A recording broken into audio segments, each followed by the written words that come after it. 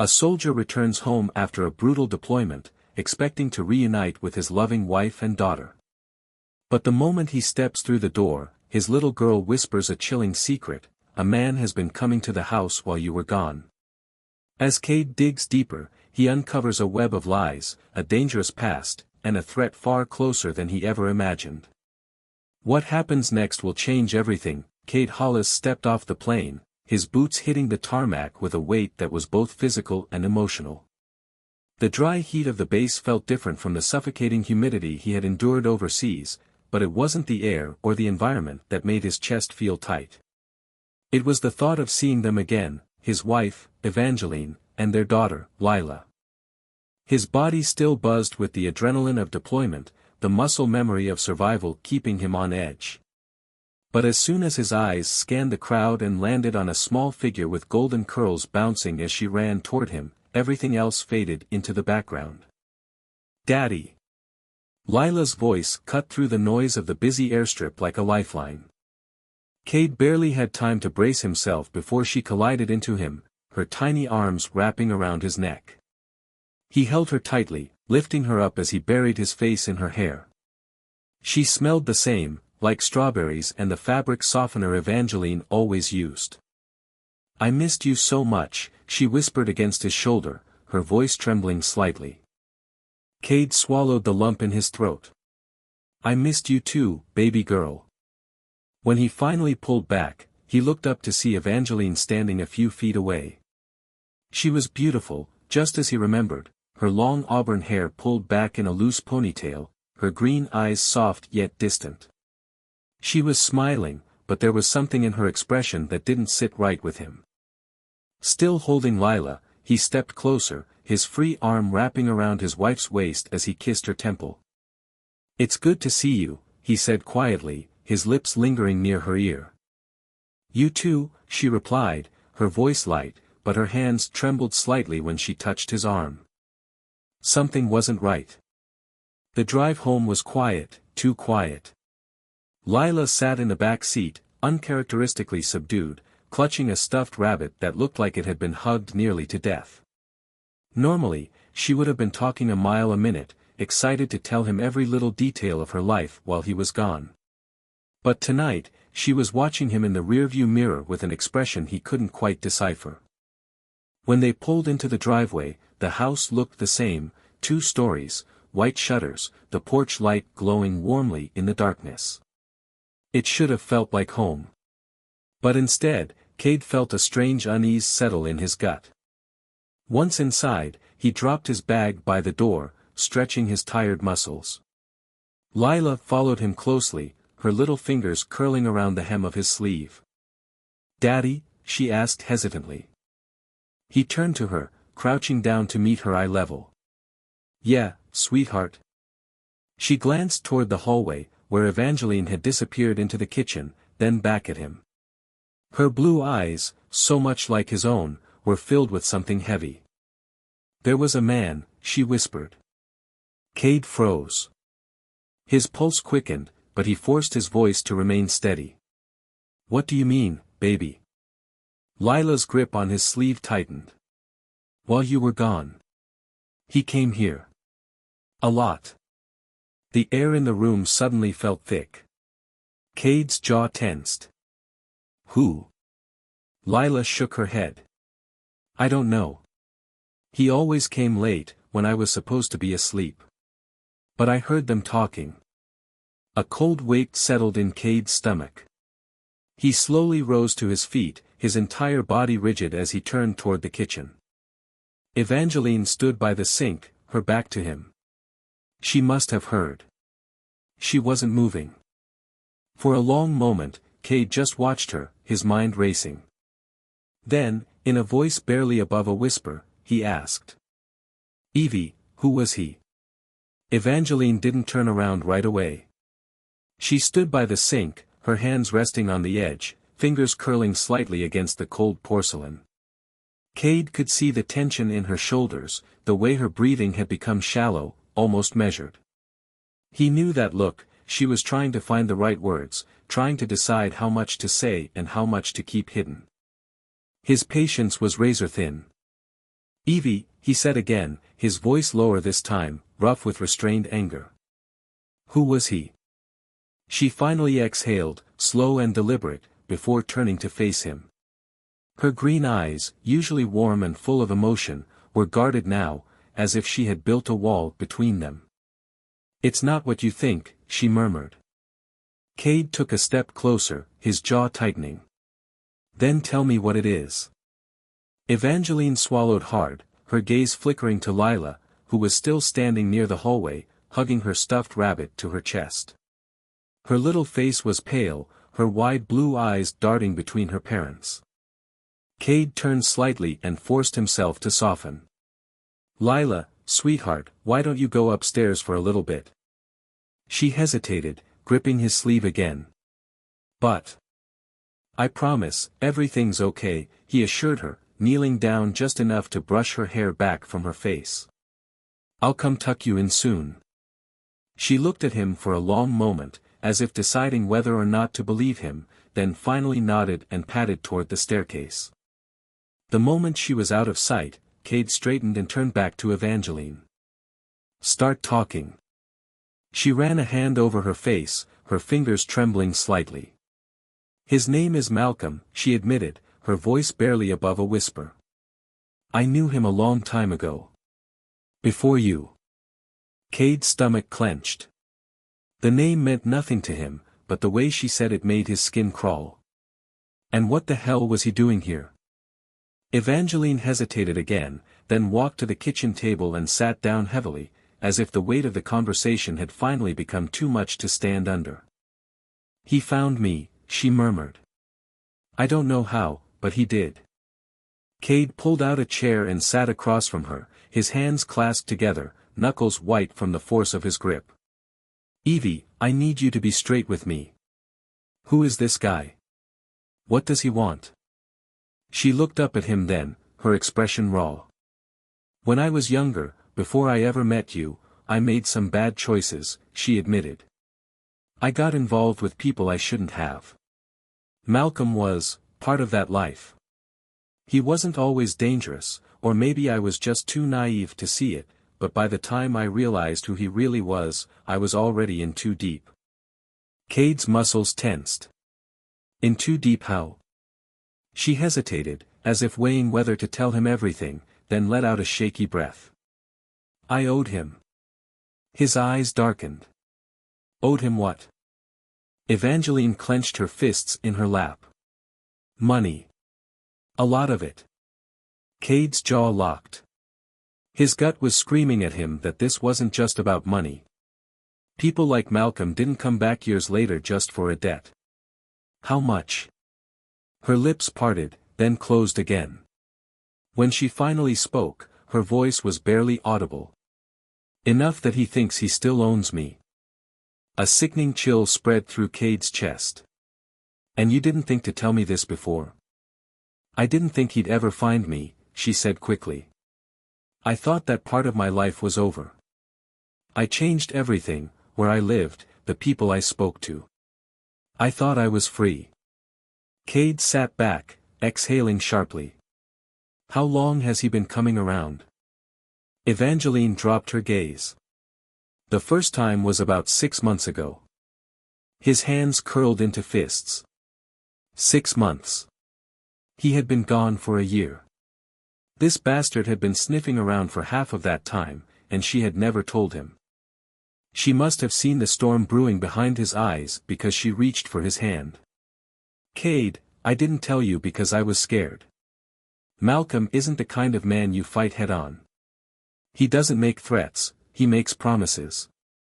He doesn't just want money. He wants control.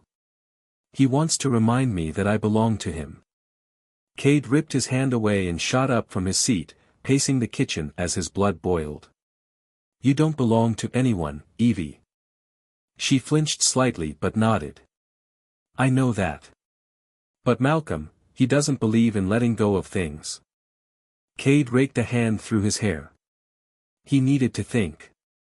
He needed a plan. The soldier in him was already calculating, assessing threats, weak points, possible moves. Did he ever touch you? Her face paled. No. But I think he was getting close to that point. Cade turned to face her again, his voice deadly calm. Did he ever come near Lila? Evangeline shook her head quickly. No. I made sure of that. He didn't even know she existed at first. Cade exhaled, his heart still pounding. That small mercy didn't erase the fact that a dangerous man had been lurking around his family while he was thousands of miles away, completely unaware. I want to know everything, he said after a long silence. Every time he came here. Every word he said. If we're going to deal with this, I need all of it. Evangeline nodded, but her hands were still trembling. Cade clenched his jaw.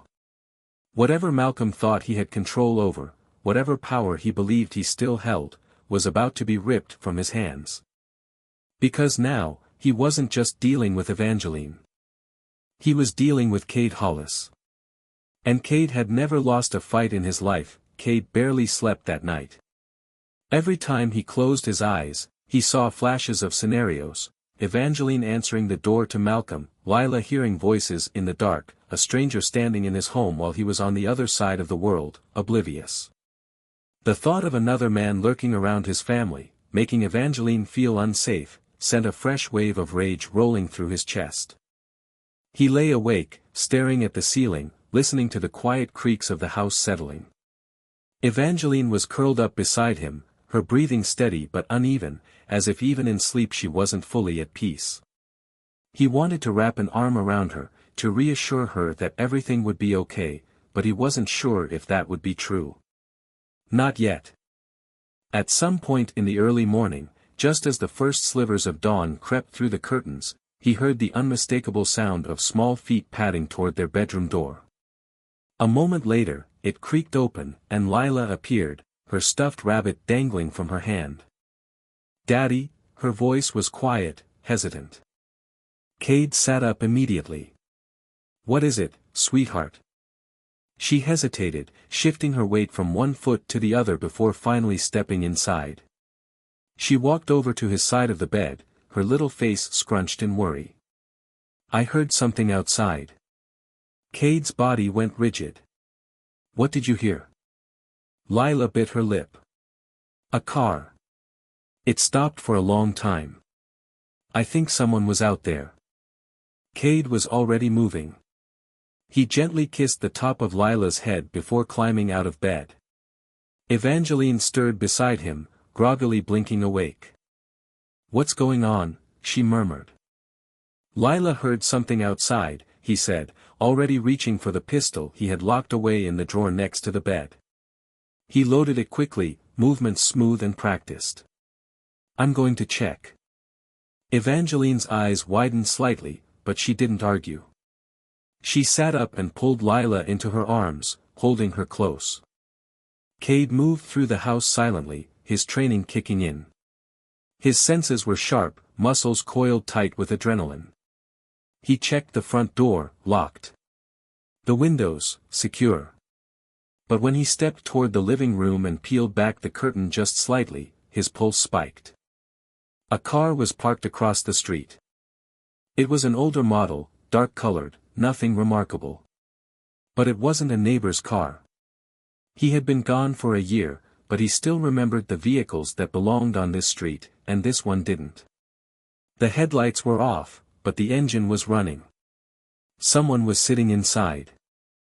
Cade's grip tightened on his gun. He could go outside, confront them. He could force Malcolm, or whoever the hell this was, to come out of the shadows. But something in his gut told him to wait. To watch. For several minutes, nothing happened. The car just sat there, as if waiting. Then, as if whoever was inside had finally made a decision, the engine revved softly, and the vehicle pulled away, disappearing down the street. Cade didn't move until the taillights were completely gone. His heart was hammering. Whoever it was, they wanted him to know they had been there. He turned away from the window and made his way back upstairs. Lila was curled up against Evangeline, her eyes half-lidded with sleep, but his wife was wide awake, watching him anxiously. "What did you see?" she asked quietly. Cade hesitated for only a moment before answering. "A car. Parked outside for too long." Evangeline sucked in a sharp breath. "Was it him?" "I don't know," Cade admitted, sitting down on the edge of the bed. "But I intend to find out." Evangeline pulled the blankets up around Lila, stroking her daughter's hair absently. "I don't understand," she whispered. "Why now? Why after all these years?" Cade clenched his jaw. "Because he thought you were alone. He thought I wasn't coming back." Evangeline closed her eyes for a long moment. "I should have told you sooner." Cade exhaled slowly, running a hand through his hair. "Yeah," he admitted. "You should have." Silence stretched between them, heavy with unspoken words. But the past was the past. There was only one thing left to do: deal with the present. Cade reached out and took Evangeline's hand. "We're going to end this," he promised. "But I need to know everything. Every detail. No more secrets." Evangeline nodded, her grip tightening around his fingers. Cade glanced at their daughter, her small frame curled up between them. She was so innocent, so unaware of the darkness that was trying to creep into their world. He swore to himself right then and there, he would never let anything happen to them. Malcolm had made a mistake. He had come after the wrong man's family. Cade woke before the sun rose, his body still in the rhythm of deployment, where every hour could mean the difference between life and death. He sat up in bed, glancing at Evangeline, who was still asleep beside him. Her auburn hair spilled across the pillow, her breathing steady but shallow, as if even in rest she couldn't completely relax. He hated that. He hated knowing she had been living in fear while he had been across the world, completely oblivious. Carefully, he pulled back the blankets and slipped out of bed. He moved quietly, trained to keep his steps light, and padded toward the window. Outside, the early morning light had just begun to stretch over the neighborhood, casting long shadows across the yard. The street looked normal, peaceful even, but Cade wasn't fooled. He knew better than anyone that danger never announced itself. It lurked, it watched, it waited. The memory of the car from the night before nagged at him. He had spent years reading situations, analyzing threats, and everything about that vehicle screamed warning. Malcolm, or whoever had been inside, was testing him. Measuring him. Seeing how he would react. He took a deep breath and let it out slowly. No way in hell was he going to sit around and wait for Malcolm to make the next move. After throwing on a pair of jeans and a dark t-shirt, Cade made his way downstairs. The house was still, the quiet only broken by the occasional creak of wood settling. He checked the locks again, then went outside, stepping onto the porch with a controlled, purposeful calm. The air was cool, tinged with the faint smell of dew and cut grass. He walked down the steps and across the lawn, scanning the street. Nothing unusual. But that didn't mean much. As he walked around the side of the house, his eyes caught something in the dirt near the front flower bed. Footprints. Faint, but there. Too large to be Evangeline's, too deep to be casual. Someone had been standing here. Watching. His blood ran cold. This wasn't just some passing threat. Malcolm had been here. Cade crouched, tracing the marks in the dirt with his fingers, his mind running through every possible scenario. If Malcolm had been bold enough to come this close, it meant he wasn't afraid of being caught. That was a problem. A man like that, one who operated in the shadows, only made himself known when he wanted to send a message. Straightening, Cade pulled out his phone and dialed a number he hadn't used in a long time. It rang twice before a deep voice answered. "Didn't expect to hear from you, Hollis." Cade didn't waste time. "I need information. Fast." A pause. Then, on who? "Malcolm. No last name yet, but he has history with my wife." There was another beat of silence before the man on the other end of the line sighed. "This about the guy who was poking around your house?" Cade's grip on the phone tightened. "You already know. Let's just say I've been keeping an eye on things since I heard you were back. You've got a reputation, Hollis. Some people want to test if you've still got that edge." Cade clenched his jaw. "Then they're going to be disappointed." The voice chuckled. "I'll see what I can dig up.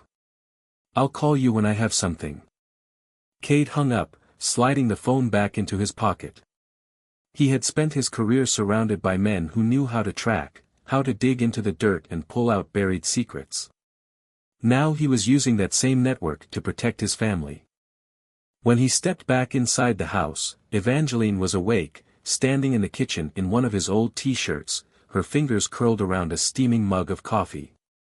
Her eyes flicked up to his, tired and questioning. "You were outside," she said softly.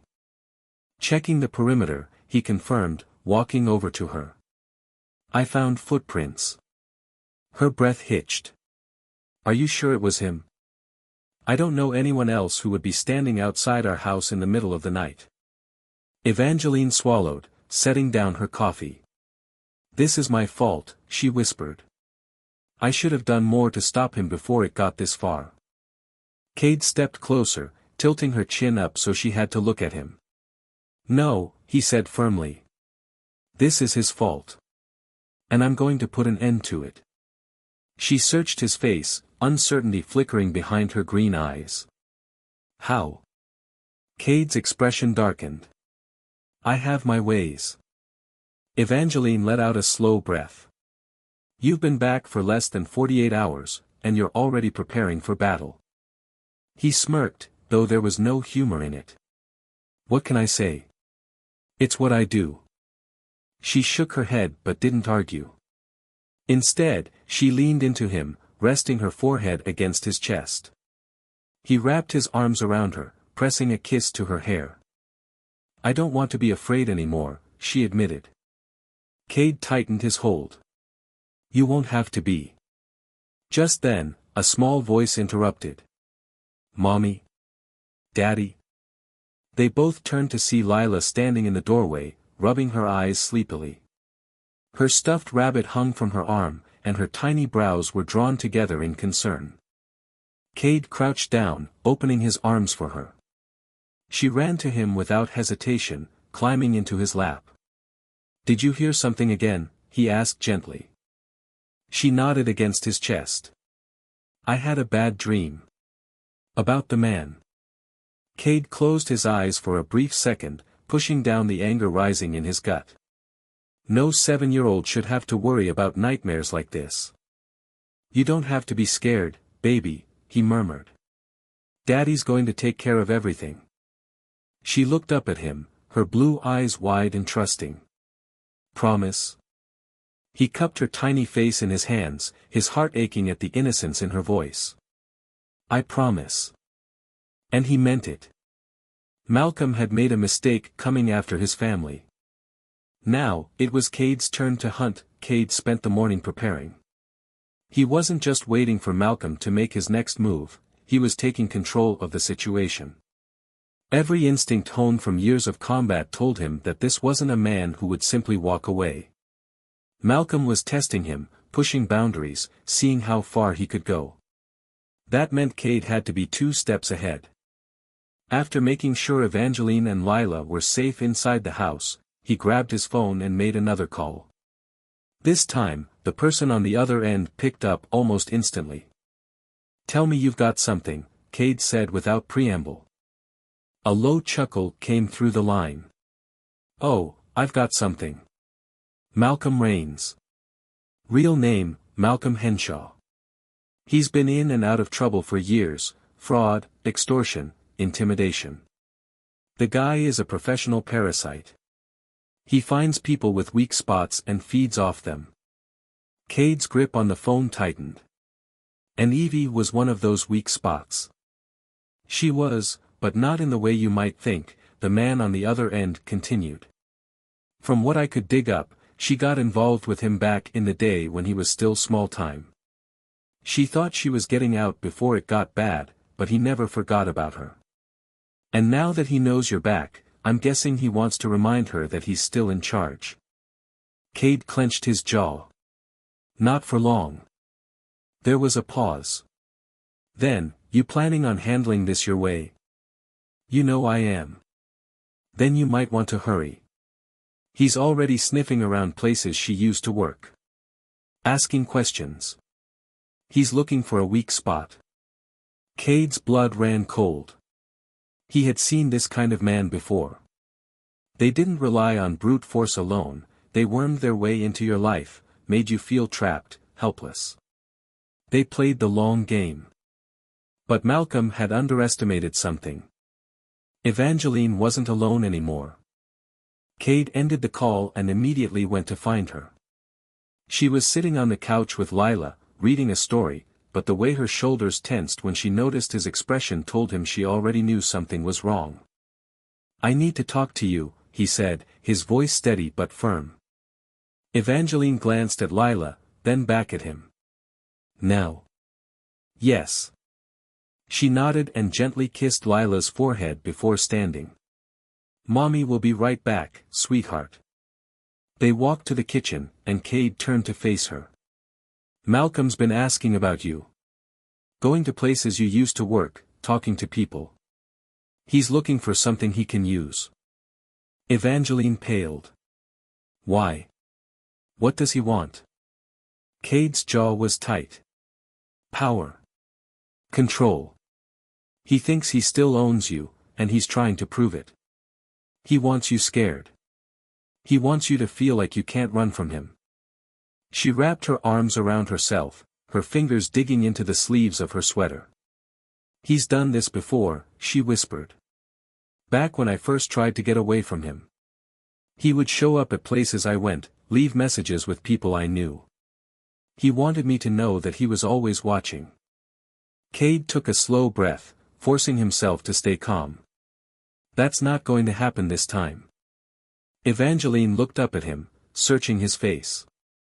How do you know? Cade stepped closer, his hands coming to rest gently on her arms. Because I won't let it. You're not alone this time, Evie. And I'm not going to sit back and let this bastard think he has any power over you. Her lower lip trembled slightly, but she nodded. What do we do? We stop reacting. We make the next move. She exhaled shakily. You mean go after him? Yes. For a moment, she was silent. Then, with a deep breath, she straightened her spine. Okay. What do you need me to do? Cade felt a swell of pride. Despite the fear in her eyes, she wasn't backing down. She was ready to fight. We start by finding out where he's staying, Cade said. If he's been going around asking about you, that means he's somewhere nearby. I need to know exactly where. Evangeline hesitated. I might know someone who could help. Cade's brows lifted. Who? She bit her lip. There's a woman I used to work with, Stella. She knew Malcolm back when I did. If he's back in town, she might have heard something. Can you call her? Evangeline nodded. I will. Cade exhaled, then cupped her face in his hands. This ends now, he promised. She swallowed, then leaned into his touch. I just want to feel safe again. You will, he swore. I'll make sure of it. She gave him a small nod before stepping back and grabbing her phone. As she dialed, Cade walked toward the window, his gaze scanning the street again. He wasn't going to wait for Malcolm to come knocking on their door. This time, he was going to bring the fight to him. Evangeline hesitated only briefly before pressing the call button. The phone rang twice before a voice picked up on the other end, low, husky, and filled with wary curiosity. Evie. Damn, it's been a long time. Hey, Stella, Evangeline said, her voice steady but laced with tension. I know it's been years, but I need to ask you something. It's important. There was a pause on the other end, followed by the sound of a lighter flicking. A long inhale. Stella had always smoked when she was nervous. This got anything to do with Malcolm? Cade's head snapped up at the mention of the name. He moved closer, standing just behind Evangeline, listening carefully. Yeah, Evangeline admitted, gripping the phone tighter. I need to know if he's in town. If he's been looking for me. Another pause. A long exhale of smoke. He's in town, Stella confirmed. And yeah, he's been asking around. I didn't tell him anything, Evie. You know I wouldn't. Evangeline let out a breath she hadn't realized she was holding. Do you know where he's staying? There was hesitation on the other end of the line. I might, Stella finally admitted. But listen, Evie, you don't want to go near him. He's different now. He's got people with him. The kind of people that don't ask questions before they put a bullet in someone. Cade's muscles tensed. We're not afraid of him, he said, loud enough for Stella to hear. There was a beat of silence. Then, who the hell is that? Cade, Evangeline answered. My husband. Another pause. Then Stella let out a sharp laugh. Shit. Now it makes sense. Malcolm's not just pissed, he's furious. Guess he didn't expect you to marry a soldier. Cade's jaw clenched. Where is he, Stella? More hesitation. Then, finally, there's a motel. Off Highway 16, just outside town. He's been holed up there the past few nights. Room 207. But listen, if you're planning on doing something stupid.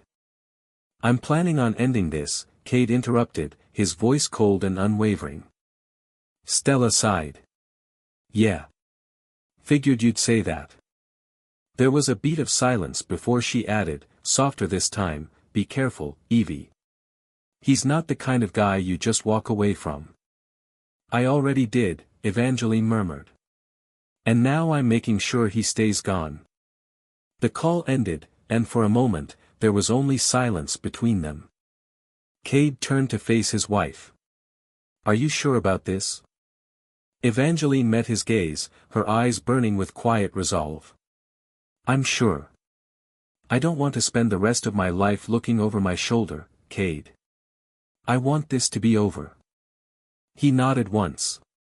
That was all he needed to hear. All right, he said. Then we do this my way. Cade moved through the house with sharp, calculated movements, checking his weapons, ensuring every possible detail was accounted for. Evangeline watched him, her fingers twisting together anxiously. You're really going there, she said after a moment. It wasn't a question. He stopped, looking up at her. I am. She exhaled. Then I'm coming with you. No. The word was firm, immediate. It's too dangerous. Evangeline lifted her chin, determination flashing in her green eyes. I'm not just going to sit here and wait to find out if you're okay, Cade. This is my fight, too. Cade's jaw tightened. He understood her need to stand her ground, to reclaim the power that Malcolm had stolen from her. But this wasn't just about proving a point, this was about keeping her safe. You trust me? He asked. Her expression softened, but her resolve didn't waver. Of course, I do. Then trust me to handle this. She swallowed, then finally nodded. Fine. But you call me the second it's done. I will. He stepped closer, cupping her face in his hands. I promise, Evie. This ends tonight. She closed her eyes, pressing her forehead against his for a brief moment. Then she whispered, come back to me. I will. The motel was exactly the kind of place Cade had expected, cheap, run down, and forgotten by anyone who wasn't desperate or hiding from something. The flickering neon sign barely illuminated the cracked pavement outside, and a handful of rusted cars were scattered across the parking lot. Cade parked down the street and approached on foot. He moved with purpose, keeping to the shadows, his senses heightened. He spotted room 207 almost immediately. The curtains were drawn, but the dim glow of a lamp seeped through the cracks. A black SUV was parked 2 spaces away. That meant Malcolm wasn't alone. Cade exhaled slowly. Good. He wanted Malcolm to think he had the advantage. He wanted him to believe he was still in control. That was going to make it even more satisfying when Cade took it all away. He moved swiftly, silently, making his way to the door. Then, without hesitation, he knocked. There was movement inside. A muffled voice. Then, the sound of someone unlocking the door. It swung open, and Cade finally came face to face with Malcolm Rains. The man hadn't changed much. His dark hair was slicked back, his features sharp and predatory. There was a cocky smirk on his lips, but the moment he recognized Cade, it faltered slightly. "Cade Hollis," Malcolm drawled, leaning against the doorframe. "Didn't expect you to come knocking." Cade smiled, but it was all teeth. "Then you're even dumber than I thought." Malcolm chuckled. "I was wondering when you'd show up. Evie tell you about our little agreement?" Cade's fist snapped forward before Malcolm could finish the sentence. The force sent the other man stumbling backward, crashing against the motel dresser. A lamp toppled to the floor, shattering. "You don't get to say her name," Cade growled, stepping into the room, kicking the door shut behind him. Malcolm coughed, wiping blood from his mouth. "Damn. Guess we're skipping the small talk." Cade didn't respond. He was already moving, already grabbing Malcolm by the front of his shirt and slamming him against the wall. "You thought you could come after my family?" His voice was calm, controlled, but laced with lethal promise. "You thought I wouldn't find you?" Malcolm sneered. "You can't touch me, Hollis. You don't know who you're dealing with." Cade leaned in, his voice dropping to a whisper. "No, Malcolm. You don't know who you're dealing with." Then he hit him again. And this time, he didn't stop. Malcolm hit the floor hard, his body slumping against the cheap motel carpet with a grunt of pain. Cade didn't step back. He loomed over the man, fists clenched, heart hammering, the adrenaline in his veins demanding he finish what he started. Malcolm groaned and spat blood onto the carpet, wiping his mouth with the back of his hand. Despite the swelling already forming on his jaw, his dark eyes still held a glint of amusement. "You've got a hell of a right hook, Hollis," he muttered, coughing slightly. "No wonder she married you." Cade's boot pressed against his chest, pinning him down before he could sit up. "You don't get to talk about her." Malcolm let out a breathless chuckle. "Hit a nerve, huh?" Cade applied more pressure, his voice dropping to a low growl. "The only reason you're still breathing is because I need to make something clear to you. This ends tonight." Malcolm winced slightly but smirked nonetheless. "And what makes you think I'm just gonna pack up and disappear?" Cade crouched down, his eyes dark and lethal. "Because if you don't, I will make you disappear." The amusement in Malcolm's expression faltered slightly. "I know men like you," Cade continued, his voice dangerously calm. "You prey on weakness. You manipulate, you intimidate, you thrive on control. But you made one mistake, you came after what's mine." Malcolm's smirk returned, weaker this time. "She wasn't always yours, soldier boy." Cade moved fast, gripping the front of Malcolm's shirt and yanking him up just enough to slam him back down again. The back of his head hit the floor with a dull thud, and Malcolm groaned in pain. "That was your second mistake," Cade muttered. "Your first was thinking you could come back into her life at all." Malcolm wheezed, but the fight in his eyes was still there. "You don't get it, do you?" he rasped. "This isn't just about Evangeline. You think I came all this way just because of some old history?" Cade's grip tightened. "Enlighten me." Malcolm coughed, shifting slightly under Cade's weight.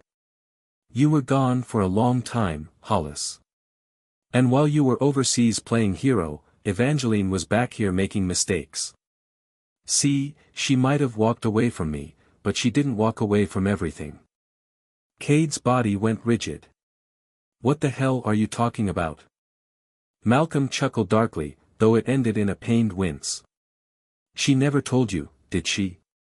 Cade's fingers twitched with the need to hit him again, but something about Malcolm's tone, something smug, knowing, kept him still. You see, Malcolm continued, licking the blood from his lip, this was never just about her owing me. It's about who she owed. And let's just say, those people. They don't care that she's married to an army boy. They want what they're owed. Cade's pulse pounded. His instincts screamed at him to demand more, to force Malcolm to explain every twisted detail of his cryptic words. But before he could press further, the motel door burst open. 2 men stormed inside. Cade moved on reflex. The first man swung, but Cade ducked, twisting his body to avoid the blow. He retaliated instantly, landing a solid punch to the man's ribs before grabbing him by the arm and flipping him over his shoulder. The second man lunged, pulling a knife from his waistband, but Cade sidestepped, grabbing his wrist and twisting sharply until the blade clattered to the floor. Malcolm scrambled backward, watching the fight unfold from the floor, his eyes darting toward the gun on the nearby dresser. Cade saw the movement in his peripheral vision. Before Malcolm could reach the weapon, Cade kicked the dresser, sending the gun sliding across the room, out of reach. The man on the floor groaned in pain, trying to push himself up, but Cade didn't give him the chance. A swift, brutal kick to the gut sent him sprawling again, this time motionless. The second man staggered to his feet, panting heavily, but when he saw the cold, calculated look in Cade's eyes, he hesitated. Walk away, Cade warned. Now. The man glanced at Malcolm, who was still slumped against the wall, then back at Cade. He made his choice. Without another word, he turned and bolted out of the motel room. Cade turned his attention back to Malcolm. The fight was gone from his eyes now, replaced with something else, fear. Cade grabbed him by the collar again and yanked him up until they were face to face. You're gonna tell me everything, he growled. Who else is coming after my family? What the hell did Evangeline get dragged into? Malcolm let out a weak, breathless chuckle. You're too late, Hollis, he murmured. They're already watching.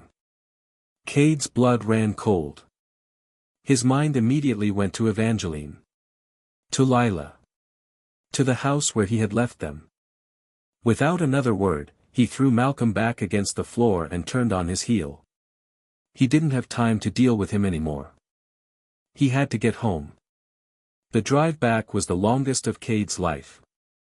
He pushed the speed limit, weaving through traffic with laser focus. His hands were tight on the steering wheel, his mind racing through every possible scenario. He had been so focused on Malcolm that he hadn't considered the bigger picture, the people Malcolm owed, the people who might come looking for their own payment. Evangeline had never told him about this. And now, whatever it was, it had found its way to their doorstep. When he pulled onto their street, his stomach dropped. A black SUV was parked in front of the house. The same SUV from the motel. Cade didn't even wait for the car to come to a full stop before he threw the door open and jumped out. He reached for the gun at his side, his mind already running through every tactical possibility. The front door was slightly open. His chest tightened. He moved quickly but silently, pushing the door open with one hand, gun raised with the other. The living room was empty. The house was silent. Too silent. Cade stepped forward, his heartbeat pounding in his ears. Then he heard it. A small, muffled cry from upstairs. Lila. He moved without thinking, taking the stairs 2 at a time, his grip tightening on the gun. When he reached the doorway to Lila's room, his breath caught. A man stood inside, his back to Cade, one hand gripping Evangeline's arm, the other holding a gun. Lila was curled up on the bed, her wide eyes filled with terror. Evangeline met Cade's gaze, her own filled with silent desperation. Cade lifted the gun. "You've got 3 seconds to let them go," he said, his voice deathly calm. The man turned slightly, revealing a smirk. "Or what, soldier boy?" Cade pulled the trigger. The ending of this story isn't just about defeating Malcolm, it's about reclaiming power, safety, and family. Cade doesn't just fight for revenge, he fights to ensure that Evangeline and Lila never have to live in fear again. His journey from soldier to protector at home is just as intense as any battlefield he's faced, but the real victory isn't in the fight, it's in what comes after. The moment Malcolm is taken down, it's not just the end of a dangerous chapter, it's the beginning of true peace. Lila can sleep without nightmares. Evangeline can breathe without looking over her shoulder. And Cade? He finally realizes that the greatest war he's ever fought wasn't overseas, it was the one to protect his family.